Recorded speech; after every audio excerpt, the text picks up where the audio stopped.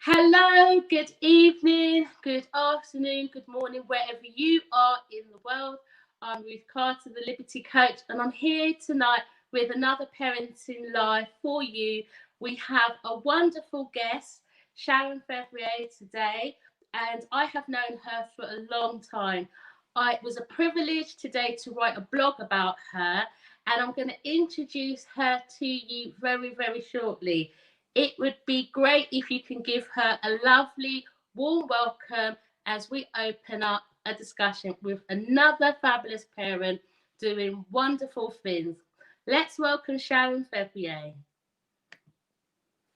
Hello, Sharon, and good evening. How are you? I'm good, thank you. I'm good. Good evening, everybody. How are you doing, Ruth?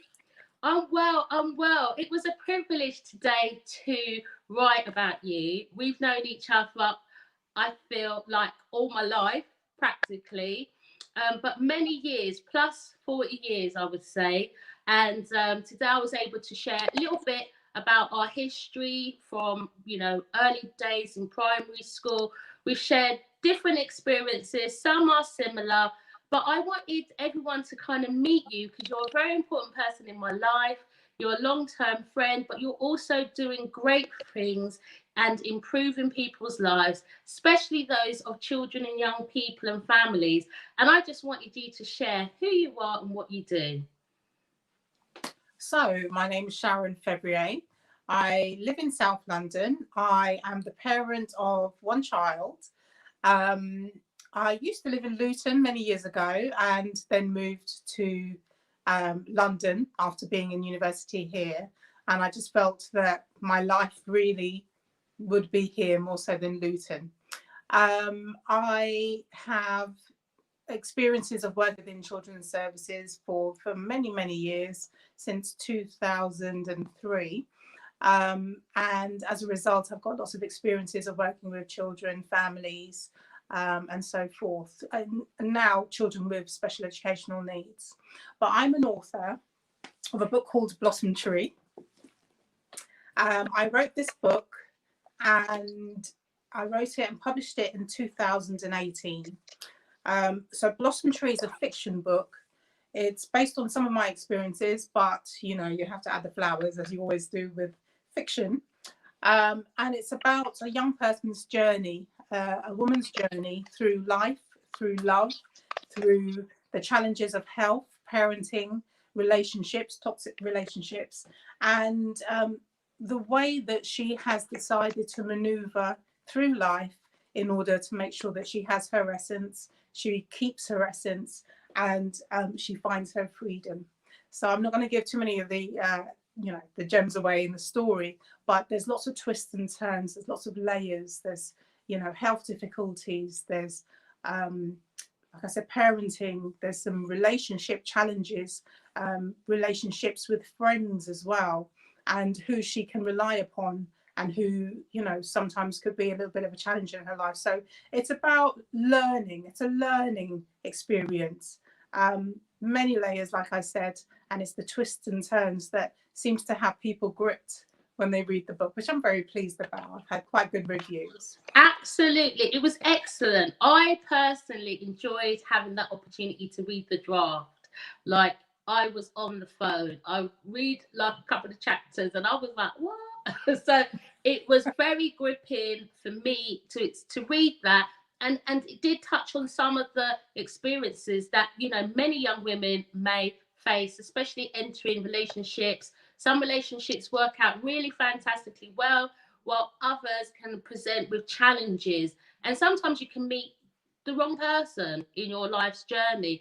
And I think I took some gems, some nuggets away, especially with how Chantal was able to redevelop her life and really set aside and plan her finances, the way she was going to help, prepare for her child, future, so to say. So there were so many different things in there, starting on your own again. I've been through that, and many other parents may have been through that starting over again period or journey in their lives. But it's like you sang earlier on today, it's not to give up. Yeah, we did sing earlier today. Um, every disappointment is a blessing. And that's a lesson I've learned from my dad, because he used to say that many times. And through life, we go through so many experiences, but it's about how you learn from those experiences. And do you want to remain in a relationship that is potentially toxic towards your own children? Because our children are like sponges, they take in so much information. And I think the last thing that we want is for, you know, our children, our offspring, to be influenced negatively by all these external forces, if you like. We want to do the best for our children, no matter who you are, where you're from, where you live. You know, we always feel that we want to do better. We want our children to do better than us. But exposing our children to potentially toxic or damaging or, you know, abusive situations is not going to be beneficial for them in their lifetime. They will grow up maybe looking at relationships thinking, oh, my mum was like that, or my dad was like that, so I'm going to be like that. Well, it doesn't work that way, unfortunately. We have to think about the children, their future, and how we can catapult them into a better life. And I think that's the essence of the book, really, looking at the way forward, looking at the positive ways forward. It's not always apparent to us at the time that we're in a relationship or a situation, a workplace, that actually we are being affected negatively. And I think it's really important to think about how we can move forward. You know, sometimes it's external forces, external people, our friends, our families, you know, they look on a situation and they say, oh, that doesn't seem right. Maybe you should do something about it. I don't think that's okay. I think that, you know, let's have a conversation. It's whether or not the person is ready for that conversation. And many times that person might not be ready for that conversation. But as friends, it's so important that we are there for our friends. We support them through their challenging situations. And especially if they have children, the last thing we want is a situation, like I said, that they're affected negatively. Well, we've had our own experience in what you've just been sharing. And a few weeks back, you know, it really dawned on me how important the circle of interdependence really is. Your networks, the people that you have around yourself, your children, those that you can rely on for good advice, support, help. We have, you know, friends. Some of them are friends from, you know, the mothers at school. Some of them could be from coffee morning groups, family members, aunts, uncles, cousins. It can be as narrow or as wide as you want or deem necessary for your lifestyle and what you have got going on. My children have literally grown up with their cousins because my brother and his wife were a huge support to me and my family when we were growing up. They would be like on our circle of networks on who we would go to for help or advice. And just similar as to what you were saying, Sharon, that is the case. And that is also featured throughout the book. And you get to see who she goes to in her times of need when she felt so trapped, which some of us do feel like that in relationships, that trapped feeling. But we have to take a holistic view on the impact that our relationships potentially have on our children. Is it elevating them? Is it making them young, confident, vibrant, high self-esteem children? Or are they acting in negative behaviours where there's lots of screaming, slamming of the doors? You feel like you're a victim of abuse sometimes with certain environments. And I do feel that children are not their environments. You know, they're not their behaviours, I mean, they're their environments. And that is like a NLP presupposition that is used. So, Sharon, can you tell us a little bit? Like, I know we've got you as an author and also an SEN specialist. Now, I know you've worked in this field for 17 years. Woo! Well, in children's services for 17, or if not. Oh my gosh. Yeah, it's a long time. It's a long time. It is a long time. And I can imagine that you've worked with many, many, many, many families over those years, as well as those who have additional needs. Now, the reason why I bring this up is because you yourself, as an adult, from your younger years have experienced those medical needs issues in your life. And as you've gone older, they've changed and remained the same, but you still have that struggle. Yet you're still in a position to help those with similar needs to yours, as well as a variety of other needs. How are you able to do that and achieve that on a day-to-day basis?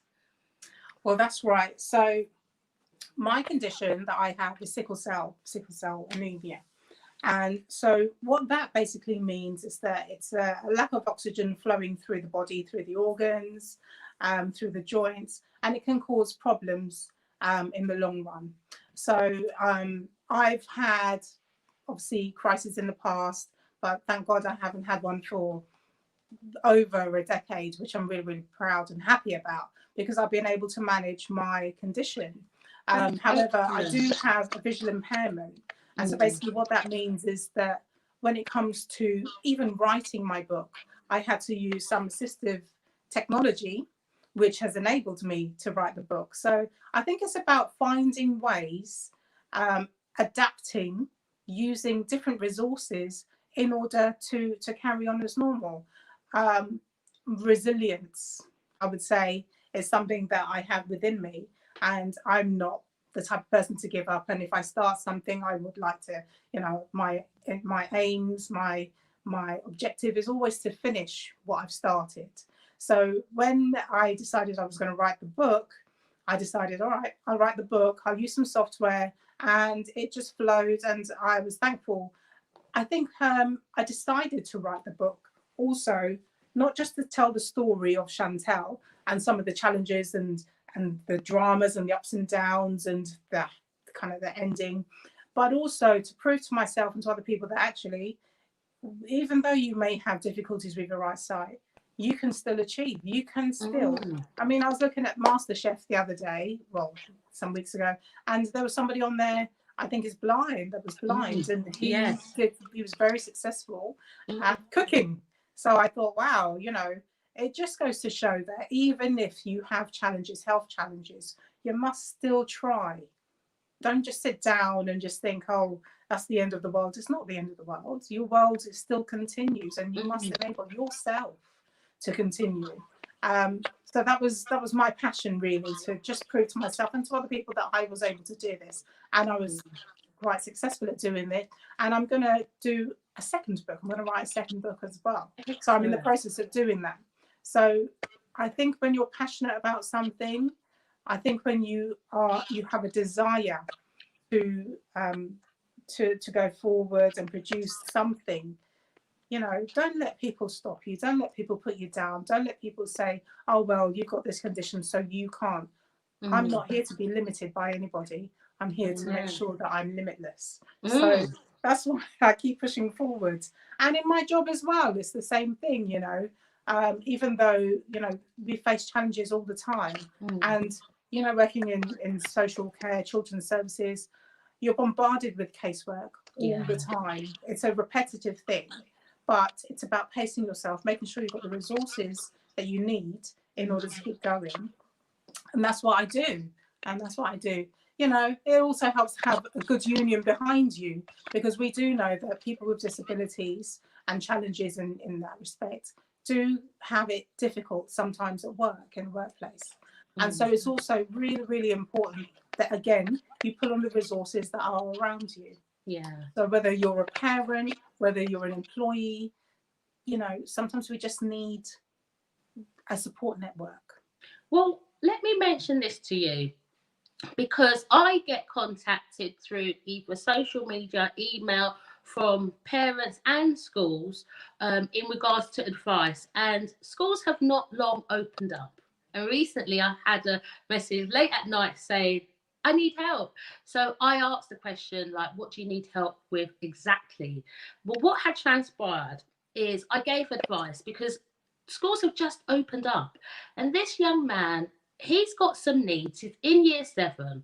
So clearly from year 6 up to year 6, his needs hadn't been identified. The children have been off school for 6 months. This child's needs have not yet been identified. They've just started school and he's been excluded for 5 days Why? Because he was told just to get on with it.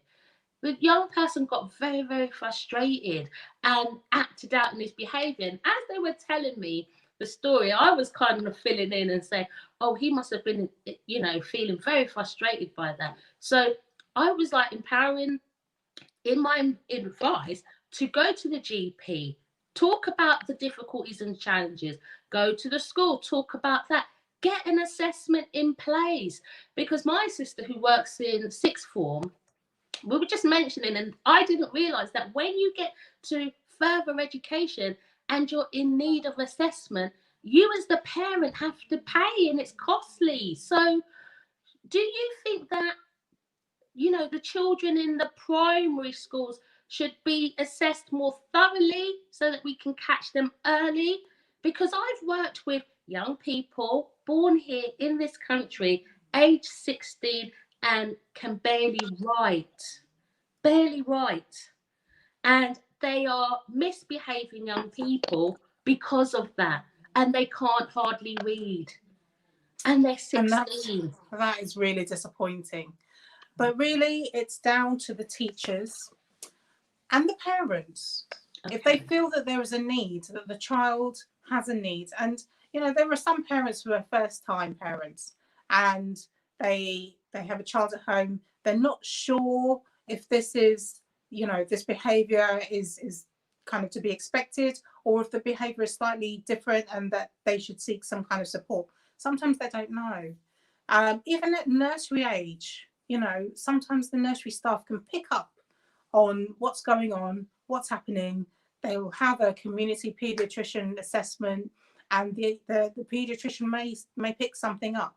That's really important, to keep an eye on your child. Any behaviours that you're really not sure about, speak to your doctor, because your doctor can make referrals as well.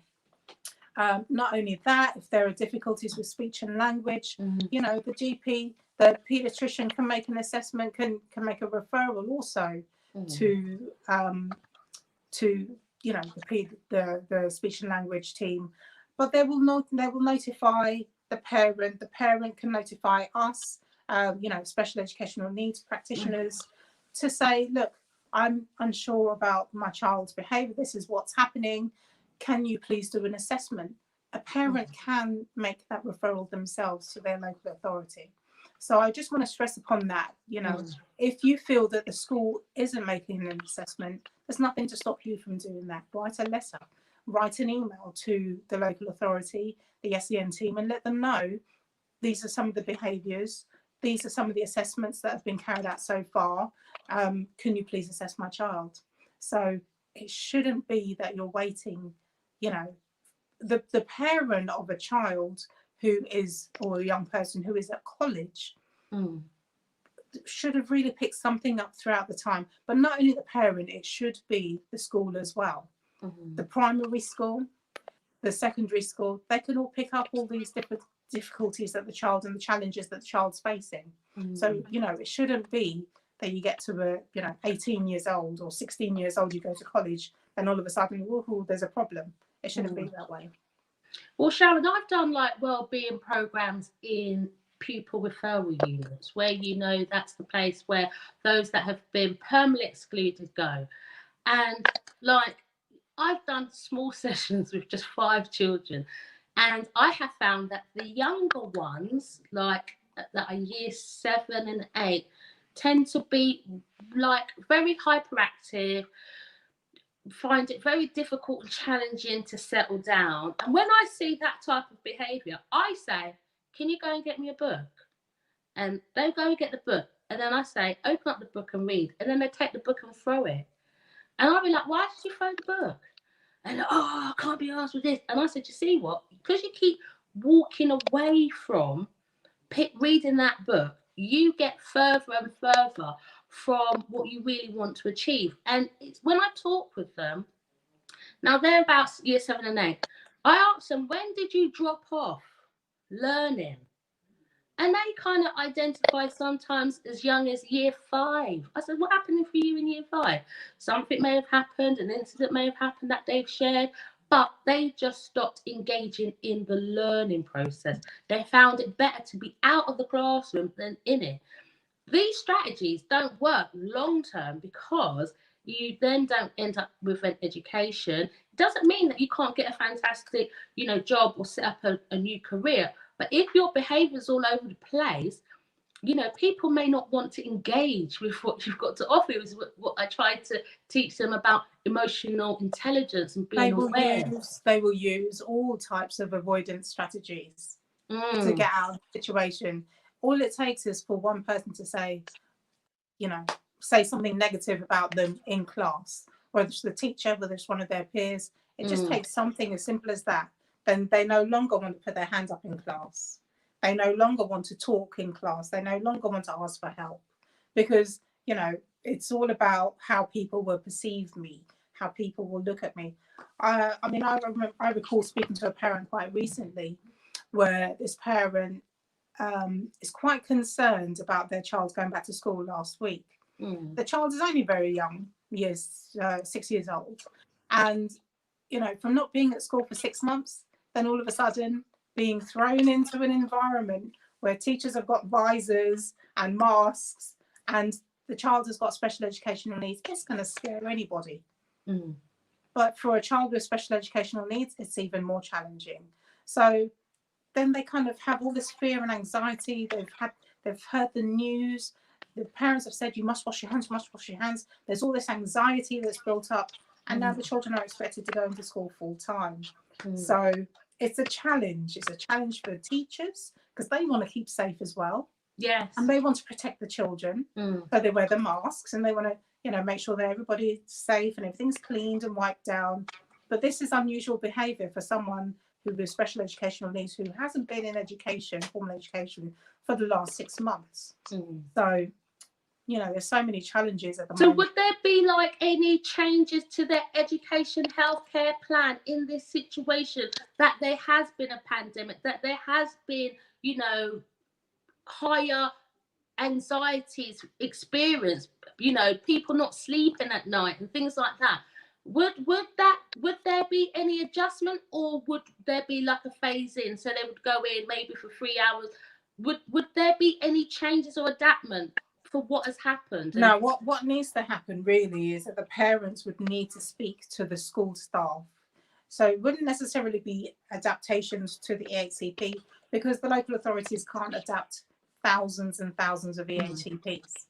So it's about having that communication, the parents having that communication with the schools having that communication with the parents. If the schools and the parents are noticing that there is something that isn't right, they don't feel comfortable, the child is not comfortable, have that conversation. Think about a slow integration into the school if that's possible. But it really depends on the child because every child is different. So it depends on the child's, how the child reacts to the new environment, the new way, the new norm, and they need to kind of be comfortable with that situation. But to sometimes expect for a child to go in full time straight away, it can be a challenge for some children. So they have to have that dialogue. The parent has to have that dialogue if they're really concerned. Do you know, another concern that I did have is that, working in schools for over the number of years that I have, I work with children who weren't going into school beforehand. Sometimes they only came in on the one said day that I was going to be there, and they wouldn't come in any other day. But they were there, and my role was to help encourage them to re-engage back to school, which many of them did. But it's those ones that I know, I've worked with them, that have been in their home and they never was going before. Has there been a real increase in the recent return, knowing that there were kids who adamantly refused and there was nothing their parents could do to really get them back in? I don't know about the amount or the numbers.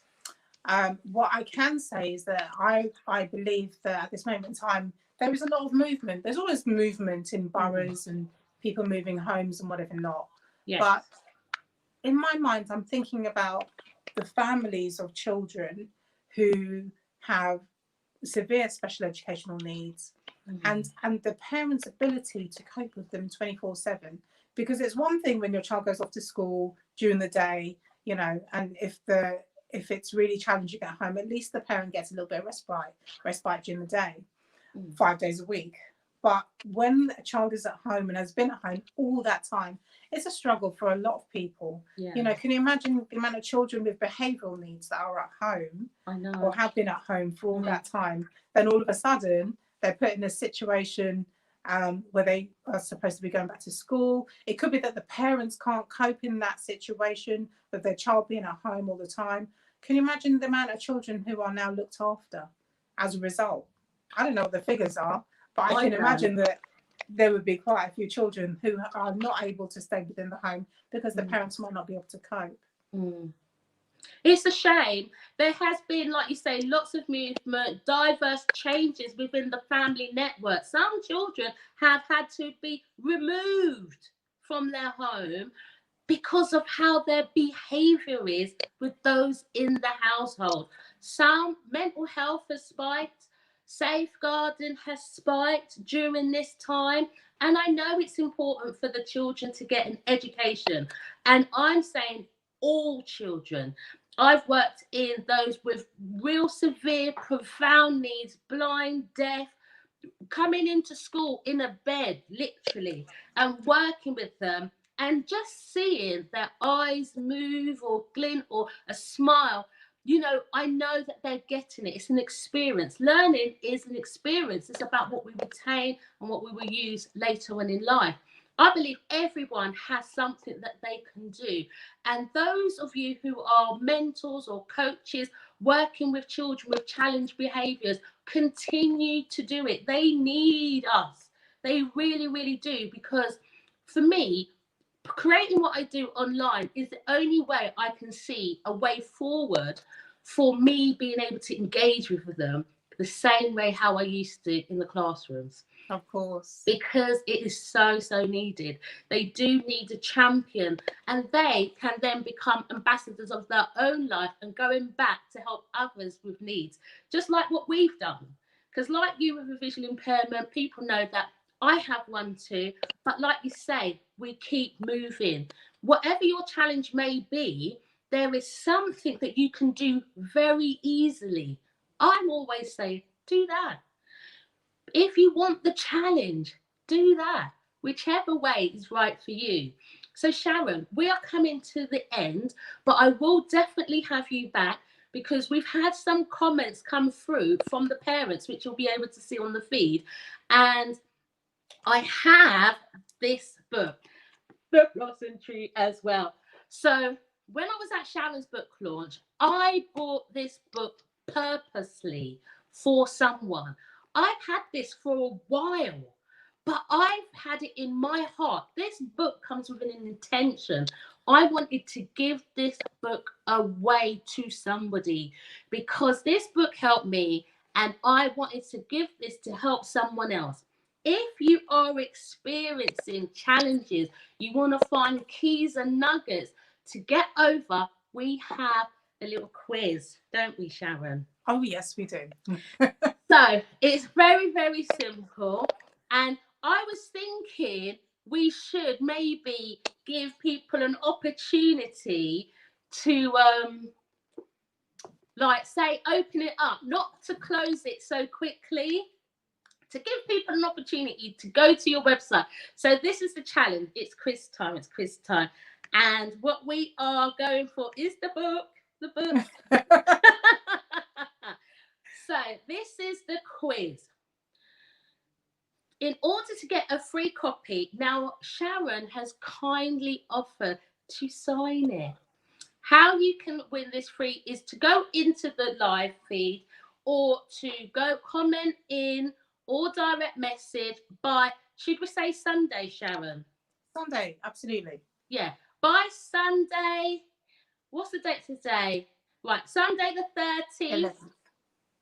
By say 8 p.m, you need to go to www.sharonfevrier.com. You need to take a snapshot of the post that she did at the beginning of the year. The quiz comes in. The What blog is post. the title of Sharon's blog post at the beginning of the year in January? So you will see it there on her website, www.sharonfevrier.com. If you come up with the answer and a snapshot that you've been there, put it in the Facebook feed or the YouTube feed, or even direct message us, because in the blog post it has our details. You will be the winner, and Sharon will put a personal message in for you, and that is my gift. And Sharon, because this is my book of intention, and because of that, Sharon's going to be given another lucky person. So we need 2 people. Like, you got your book, I got my book. Right, so 2 people get this opportunity, this wonderful opportunity. Yes, it closes on September the 13th at 8 p.m.